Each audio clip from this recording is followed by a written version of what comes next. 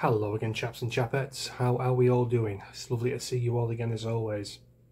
No laughing, no smiling, no little wisecracks from me today, guys. I've got a story to bring you here that's awful, heart-wrenching, and to be quite honest with you, gut-wrenching. I do apologise in advance for bringing you such a depressing video, but I couldn't let this go by without making a little something to speak about the animal who was responsible for this incident. What's basically happened is, guys, an XL bully dog has been found in a flat in St Helens, Merseyside, dead, starved to death, covered in faeces and left to decompose. I'm going to go through the entirety of this article, guys, because I think it's important that we get as much context about this story as we can possibly get. This is in Daily Star. An XL bully dog was left to die in a house of horrors flat covered in faeces, urine and rubbish. Philip Boyer, 19, was prosecuted by the RSPCA and sentenced to Liverpool Magistrates Court last Tuesday, March 26th. He was given a 7-week prison sentence, suspended for 12 months and banned from keeping all animals for 5 years. Now, you've heard me say in some of my videos in the past, guys, how I think the justice system in this country is an absolute joke. This is a prime example. A suspended sentence and not being able to keep animals for 5 years for what he put that dog through is nothing short of a joke. It is disgusting. He should be locked up for 15, 20 years at the max. At the minimum. And hopefully he drops the soap in the showers, because I tell you what, this bastard deserves nothing less. Boyer, who admitted being reliant on drugs and alcohol. No, fuck you sob stories. I've had my fucking battles with alcohol and I'd never dream of treating anything the way he's treated this fucking dog. No food, no water, just there, left to die. Probably stood over it. Probably stood over the corpse and just thought, oh fuck it, leave it. Drugs and alcohol are just, they're no excuse whatsoever. Trying to pull on the heartstrings of the magistrate, which apparently appears to have worked. Won't spend time behind bars despite the dog being extremely thin and suffered from canine parvovirus, which had not been treated. Police found Kelly, a female tan and white XL bully, lying dead in a filthy room of a flat in St Helens, Merseyside on the 15th of June last year, reports the Liverpool Echo. According to an RSPCA inspector who entered the property, the flat was filthy and littered with rubbish. In the living room, there was a pungent, overpowering smell of urine, faeces and decomposition, and there was no sign of food or water for Kelly. Boyer previously pleaded guilty to 3 counts, contrary to the Animal Welfare Act of 2006. He said in an interview that he hadn't noticed Kelly's weight loss. What an absolute fucking blatant lie that is. If you're starving a dog, you can tell it's not being properly fed. You sometimes see them out on dog walks.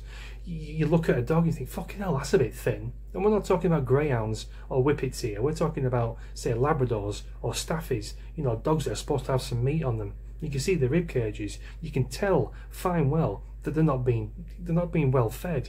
You see homeless men with dogs that look better than some dogs you see on dog walks. Of course he fucking knew. That's an outright lie.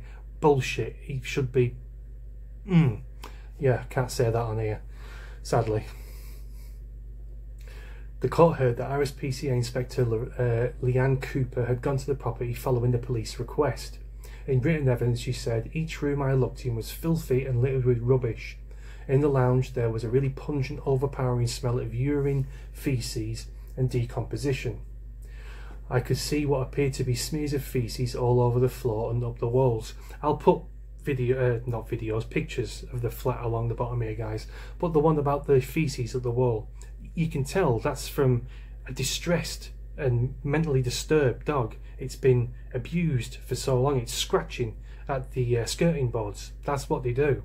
I've seen plenty of documentaries and videos on YouTube about abused dogs, and they're not mentally stable. They pace around rooms, round and round and round. They've been abused for that long. They've been mentally broken.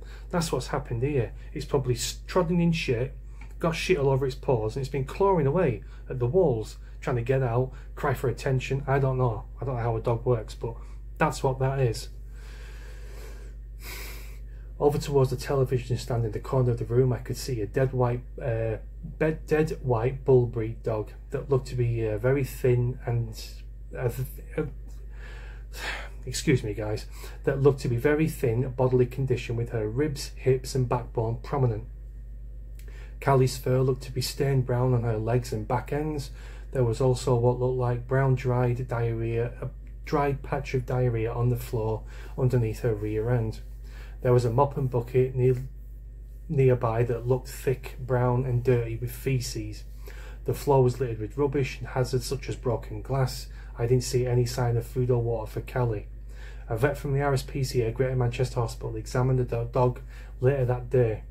She gave Callie a body condition score of 2 out of 9 and said her ribs, lumbar vertebrae and pelvic bones were easily visible and she had no palpable fat. Now, this may sound extreme to you guys, but I put people who abuse animals, particularly dogs, about a space or two lower than paedophiles and sex offenders. That's how much I despise people like this. I can never ever get my head around how anyone could mistreat an animal so badly to let it just sit there and die of dehydration, starvation, whatever it was, and just leave it there to decompose. That dog could have been there for weeks. He could have stepped over the corpse while he was roaming around his shithole of a flat. I don't know. I cannot comprehend what goes on in someone's head. It's bad enough doing it to a child, obviously, when you get people who neglect children, starve them and beat them and stuff like that. Horrific, horrible people. Exact same here. How? Why? What goes through your head to not care for an animal that is relying on you to stay alive, to stay fed, to stay sane, and more importantly, to stay fucking loved? This bastard needs locking up for 20 odd years. 50 years I'd put him in there for, and I hope he gets his just deserves at some point in his life. I hope someone knows who he is and what he's done, and yeah, something bad happens to him. That's as much as I'm allowed to say on YouTube. But anyway, guys, I've waffled on far too long with this. I apologise again for it being quite a depressing one today, but yeah, this really upset me. I needed to talk to you guys about it, so yeah, there we go. Let's hope this fucker suffers at some point. I'll see you next one. Cheers.